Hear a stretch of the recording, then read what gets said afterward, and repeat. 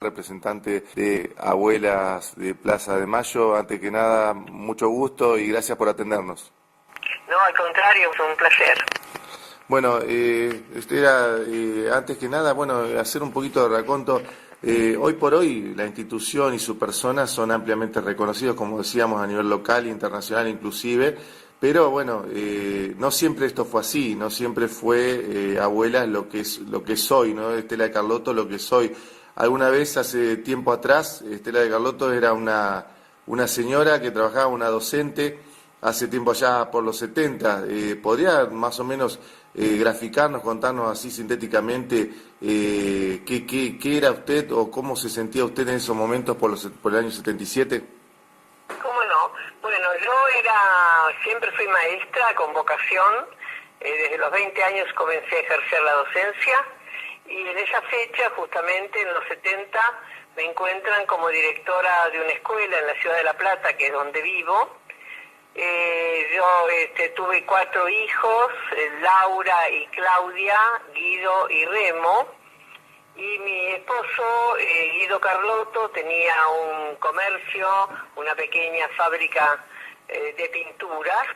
En la ciudad donde él nació, yo en cambio nací en Buenos Aires. Y a los 10 años, mi padre y toda su familia, mi mamá y mis 2 hermanos, fuimos a vivir a la ciudad de La Plata, por lo cual yo también me siento totalmente platense.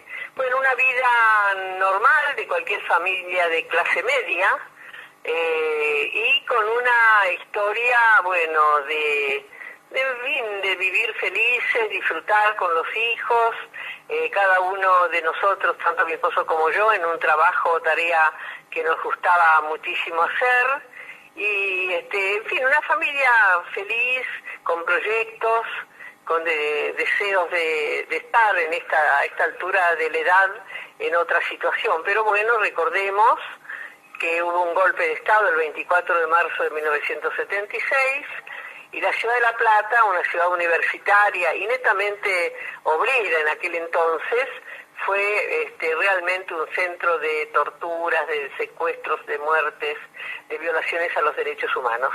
Y ahí entonces es cuando Estela Carlotto empieza lo que yo llamo una nueva vida, muy distinta a lo pensado y a lo soñado, que era mi vida con temor y defender a mis hijos, que sobre todo las 2 mayores eran militantes estudiantiles opositoras a la dictadura, y que después lo supimos y hoy tenemos, no digo la verdad absoluta, pero la historia muy reconstruida.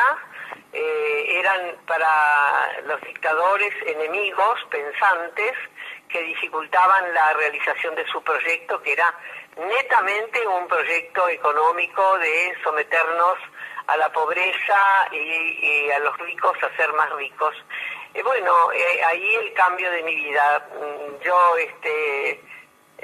por supuesto, aprendí a buscar lo que más adelante llamó un desaparecido.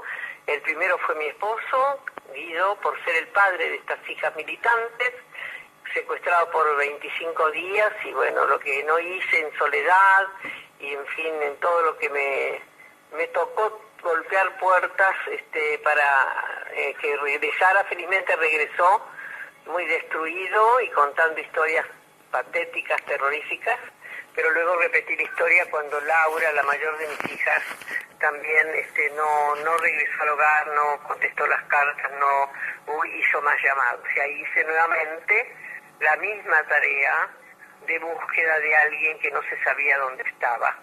Esa es la primera etapa, el cambio entre la señora que era maestra, directora, una señora con, insisto, una vida tranquila, a esta otra que desde hace 36 años largos estoy realizando con mis compañeras las Abuelas de Plaza de Mayo. Señora de Carlotto, uno, realmente a veces comete el error o la indiscreción de decir te entiendo, te comprendo, y comete un error, digo yo, porque difícilmente alguien que no ha sentido, que no ha sufrido, no ha pasado por una situación pueda comprender lo que es perder un hijo.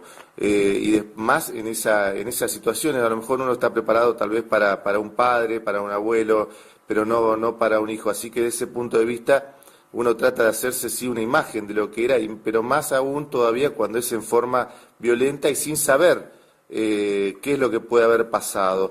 Usted decía era una maestra, estábamos metidos en el golpe, uno de los golpes más trágicos que ha sufrido la historia argentina, el golpe militar, pero digo, cuando se encuentra con sus hijas que eran militantes, ¿cómo resistía una madre la tentación, si es que la tenía, de tratar de frenar un poco a sus hijas y de decirles, mirá, la situación está complicada, tené cuidado por favor, cuando había mucha gente que decía no te metás? Claro, bueno, no es que yo no lo hice, yo lo hice, mi marido también. Nosotros hablábamos mucho con nuestros hijos y justamente el temor de que le sucediera lo que le estaba sucediendo a muchísimos compañeros de la Universidad de Laura o de la escuela secundaria de Claudia. Recordemos que en La Plata la famosa Noche de los Lápices sí, marcó una historia patética de la desaparición de niños, estudiantes de la secundaria que estaban gestionando por un boleto escolar, pero que tenían una actividad clara en la oposición. Nosotros, tanto mi marido como yo, queríamos desalentar la participación política de Laura y de Claudia y queríamos decirles que no participaran, que no fueran contestatarias, que se cuidaran, que las iban a secuestrar, y tal es así que yo siempre cuento como algo que me ha quedado grabado a fuego, que en una de las tantas charlas que tuve con Laura, que es la que, bueno, luego fue secuestrada y asesinada, le dije, mirá Laurita, tenemos todo preparado para sacarte del país, tenés que irte. Me dijo, mamá, no me voy a ir porque mi proyecto de vida está acá. Y yo le dije, pero mirá que te van a matar, están matando a tus compañeros. Y ella dijo, mamá, nadie quiere morir, todos tenemos un proyecto de vida, pero miles de nosotros vamos a morir y nuestra muerte no va a ser en vano. Y lo dijo convencida, segura, de tal forma que yo no digo que me sentí bien, todo lo contrario, la comprendí, eso sí. Comprendí su proyecto, su decisión de hasta dar la vida para cambiar el país, porque ellos hablaban de justicia social, de basta de gente pobre que no tiene para comer, se muere de hambre en un país rico, y de tantos grupos pequeños, pero riquísimos, que manejan todo el poder económico de la Argentina. Eso se tiene que acabar. Hablaban, insisto, de justicia social. Y bueno, la comprensión vino tanto de parte de mi marido, Laura trabajaba con su padre, y de parte mía, pero siempre cuidándola, vigilándola, protegiéndola. Pero bueno, llegó el momento en que ella pasó a la clandestinidad, porque secuestraron, como dije, a su papá, y ella en ese momento estaba cambiándose de vivienda, y había ignorado que después de su mudanza a su papá lo habían detenido. Y no hablábamos de secuestros ni de muerte, simplemente cuando él recuperó la libertad contó, y realmente era escabroso lo que por 8 horas casi él habló después de haber sido liberado con 14 kilos menos, su salud muy deteriorada y con esa experiencia tan aberrante. Bueno, Laura se pasó a la clandestinidad, nos escribíamos, nos hablábamos por teléfono. Mi marido, que tenía negocio y era menos riesgoso salir a Buenos Aires, la iba a ver, hasta que el diálogo y las cartas se cortaron un 16 de noviembre del 77. Y ahí nos dimos cuenta que seguramente habrían corrido la misma suerte de tantos. Y ahí empieza nuevamente mi búsqueda, haciendo lo mismo, golpeando puertas a la iglesia, pensando que los obispos podían ayudarnos. Después supimos que al contrario, muy pocos eran buenos cuando los demás eran cómplices también. Bueno, y de ahí comienza esta lucha que no tiene fin, porque bueno, ya hace, como dije, casi 37 años que estoy integrando esta asociación de abuelas de Plaza de Mayo, y por suerte revirtiendo la historia de la impunidad, del silencio y del dolor. ¿Cómo surge? Bueno, sabemos que usted tiene la tristeza o suerte, según se entienda, por desgracia, se tiene que decir a lo mejor un poco de suerte, no debería ser esto, y me disculpo por la palabra, por emplear la palabra, a diferencia de muchas madres, de haber logrado que le entreguen el cuerpo. Usted presionó, inclusive si no me equivoco, usted llegó hasta altos estratos militares, pero bueno, que le negaron, inclusive, corríjame usted, señora Estela, si me equivoco, que ya le vaticinaron que no iba a encontrar con vida a su hija, ¿verdad? Exactamente. Bueno, yo cuando busqué a mi marido, aparte de ver a gente de la iglesia o a gente de la militancia política, de los gremialistas, también pude ver a un militar por haber sido compañera docente de su hermana. Y bueno, nada, con el caso de Laura repetí la historia, vi a todos los mismos y también tuve acceso a ver a este militar que es el general Vignone. Él en ese momento estaba en el comando en jefe del ejército como secretario de Videla y me recibió muy loco porque le fui a pedir por la vida de Laura, que no la maten, le dije, porque mi esposo contó cómo mataban a los que entraban después de la tortura, la muerte con una inyección. Yo le dije, no la maten, porque si mi hija para ustedes cometió un delito, júzguenla, que nosotros la vamos a esperar. Y él ahí me dice que de ninguna manera quieren tener cárceles con estas personas porque se van a fortalecer en sus convicciones. Lejos de arrepentirse, siguen desprestigiándolos desde el exterior. Por eso él fue hasta las cárceles de Tupamaros en Uruguay y ahí vio cómo se fortalecían y eran un escollo. Por lo tanto, señora, hay que hacerlo, acá hay que hacerlo. Cuando la respuesta fue matar. Cuando yo le pedí no la maten, él dijo hay que hacerlo. Y a partir de ahí, yo creyendo que Laura estaba ya asesinada, le dije, si ya la mataron, por favor entréguenme el cuerpo, porque no quiero enloquecer buscando, como estamos haciendo ahora, las madres, las abuelas, los familiares, en los cementerios, en las tumbas anónimas. Y él me tomó algún dato más, no sé, yo supongo que la orden de entregar el cuerpo de Laura a sus padres, dado por el ejército, ha sido seguramente que este hombre ha decidido o ha dicho, cuando la maten, entréguensela a la madre, porque ella me lo pidió. Realmente escabroso, y bueno, es cierto, ese privilegio, entre comillas, que tuve, me ha permitido tener un lugar donde ir a rezar o llevar una flor, un lugar donde yo sé que está Laura, pero lejos de aflojar mi lucha, me convencí que tenía que seguir con más fuerzas, buscando la justicia para ella y sus compañeros, y además su bebé, porque Laura estaba esperando un niño cuando fue secuestrada, y ese niño nació en un campo de concentración donde ella estuvo secuestrada por 9 meses y que se lo quitaron enseguida de nacer, y es el nieto que todavía estoy buscando. Le llamó Guido, no sé cómo se llamará, no sé dónde está, ni con quién, ni cómo, pero está. Y seguramente, si tengo suerte, le ruego a Dios que me permita encontrarlo, porque quiero conocerlo, abrazarlo, contarle la historia, su historia, y que sea libre, como son los 113 nietos que hemos encontrado hasta ahora. Señora Carlotto, más allá de las satisfacciones que sin duda debe sentir a nivel personal y a nivel institución de tal cantidad de nietos recuperados, ¿surge en algún momento en la soledad, en la quietud de su hogar, un poquito de frustración de decir, encontré o ayudé a encontrar tantos nietos y el mío todavía no lo puedo encontrar? No, frustración de ninguna manera, porque esto es una institución de grupo, ¿no? Acá nadie busca lo propio, sino que buscamos lo de todos.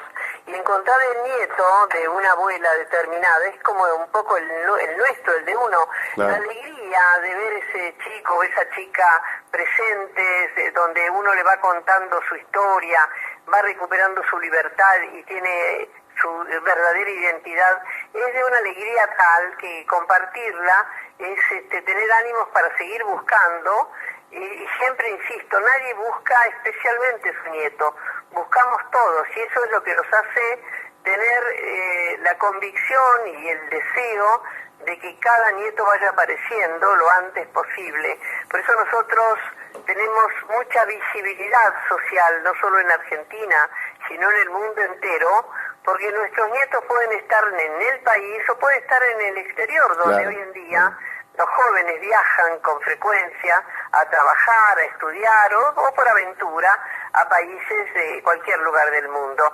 Estamos viajando permanentemente, se han creado redes en Europa para buscarlos, y en la Argentina, bueno, nuestra visibilidad hace, por decirle lo último, fotografiarnos con Messi, grupo del equipo que hoy está bregando por el Mundial de Fútbol en Brasil, para que con un cartelito Messi apoye la búsqueda nuestra y aquellos futboleros vean que hay abuelas que estamos sufriendo la búsqueda de un nieto que a lo mejor ese que lo mira sabe algo y puede contarlo. Ahora, señora Estela, en la actualidad tienen estas posibilidades, estos medios, pero uno trata de imaginar, quien le habla, yo tengo 46, en aquella época obviamente era un niño muy pequeño, pero trato de imaginarme, sin las posibilidades actuales que cuentan ahora para ser un poquito más masivos, ¿cómo representaba para gente que era más de casa, profesionales, lo que sea, pero eran señoras que cuidaban de su familia, de repente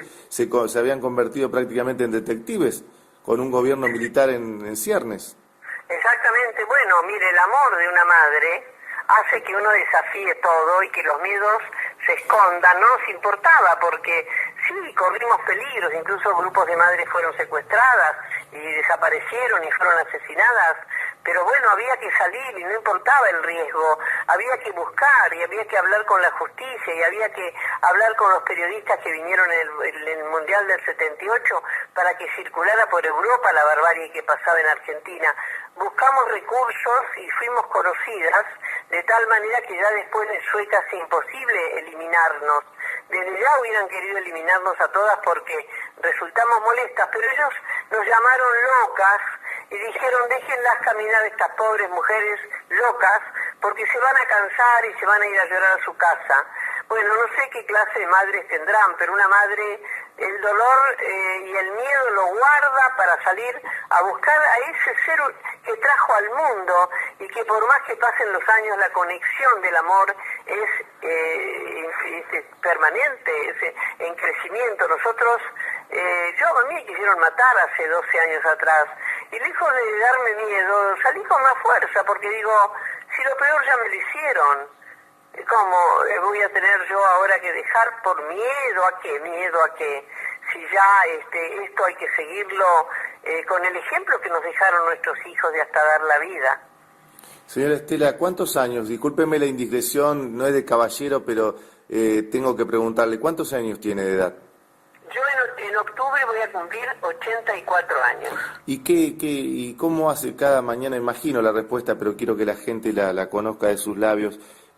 Cada mañana levantarse y volver y convocarse con la gente de abuelas y seguir trabajando, no solamente por los niños. Es como cuando iba a la escuela, de levantarme, ir a la escuela. Ahora me levanto y voy a esta otra escuela, que es mi institución, este lugar donde están mis compañeras, donde están los nietos colaborando con nosotros, los equipos técnicos, donde es un laboratorio de trabajo permanente para ver qué más se puede hacer.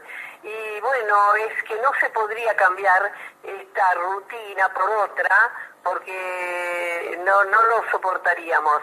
Yo creo que estamos ya convencidas que la vida nos dio este rol, lo cumplimos con amor, sin odio, sin revancha, sin venganza, simplemente totalmente seguras de que lo que hacemos es lo que debemos hacer, que es buscar la verdad para que exista la justicia y no olvidar, tener memoria. O sea que esto es un estado del amor por nuestros hijos y el orgullo puesto en práctica, aunque tengamos ya que caminar más despacio, tener ñañas propias de la edad, o hacer las cosas más lentas, pero hemos organizado una institución múltiple. Acá trabajan decenas de personas, jóvenes, inteligentes, que nos ayudan a caminar no en soledad, sino muy bien acompañadas. Señora de Carlotto, por una cuestión generacional, y esto seguramente ya lo han tomado en cuenta, pero uno obviamente a la distancia le confieso ignorancia en varias partes del tema de la organización, pero ya no solamente abuelas, por una cuestión generacional, ya hasta bisnietos están involucrados, me imagino. Exactamente, nosotros ya apuntamos a hablar con los jardines de infantes donde van los hijos de nuestros nietos, porque también allí puede ser que algún día uno de esos niñitos le diga a su papá, papá, vino una abuelita que busca a su nieto que tiene la edad tuya, que pobrecita, hay que ayudarla, y a lo mejor ese hombre o esa mujer es uno de los nietos que tienen dudas y no se animan a venir a consultarnos porque tienen miedos, porque están todavía atrapados en una historia mentirosa, pero que sepan que aquel que no busca, aunque tenga dudas, su verdadera identidad, le está negando a esos hijitos, a esos niños del jardín de infantes, la verdadera identidad también a ellos. O sea, que esto tiene un arrastre generacional muy pernicioso, muy destructivo. Así que bueno, lógicamente apuntamos a todos los lugares donde puedan estar nuestros nietos, y sobre todo nuestro llamado especialmente es en dos direcciones: a la sociedad, de aquellos que saben algo, que nos lo digan, que nos cuenten si es que han tenido que ver o ser testigos de algún niño robado que llegó un verito a la casa de un uniformado, de una madre que nunca estuvo embarazada, y eso nos ayudaría a encontrarlo. Y a los jóvenes de la edad de nuestros nietos, 35, 36 años, que dudan, que no se queden con la duda, porque los esperamos con mucho amor, con mucho respeto y con el derecho que les cabe a saber quiénes son.